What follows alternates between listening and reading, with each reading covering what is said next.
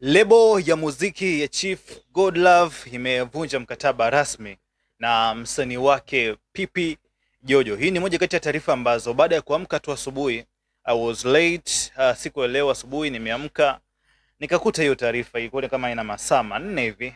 Pipi Jojo ni msanii na Chief Godlove alisimama kama mkurugenzi wa lebo, lakini pia alisimama kama meneja wa msanii Pipi Jojo.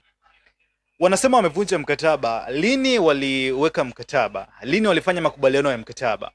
Kuna siku nilishaka hapa nikazungumza na kuhusu huyo, ilikuwa ni kama special case yake Pipi Jojo, nikasema kwamba muziki si talent peke yake na muziki si pesa peke yake. Muziki pia ni strategies.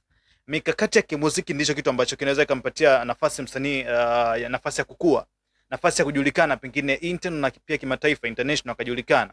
Lakini kama kumekosekana na strategies nzuri za kimuziki, mikakati, mipango mizuri, usimamizi mzuri wa msanii na usimamizi mzuri wa muziki wake na kazi zake zote ambazo anazi-release, hakuna mahali ambapo atafika huyo msanii.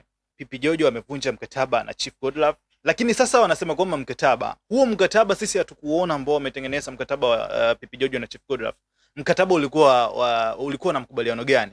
Ulikuwa ni mkataba ambao umesainiwa lini? Ni mwaka gani ambao ni kiasi gani pengine cha fedha walikubaliana?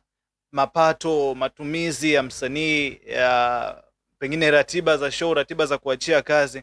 Huu mkataba haukuonekana, lakini leo anakuja kutuambia kwamba wamevunja mkataba ambao hata sisi hatukuona, kwa sababu tunaona wasanii ambao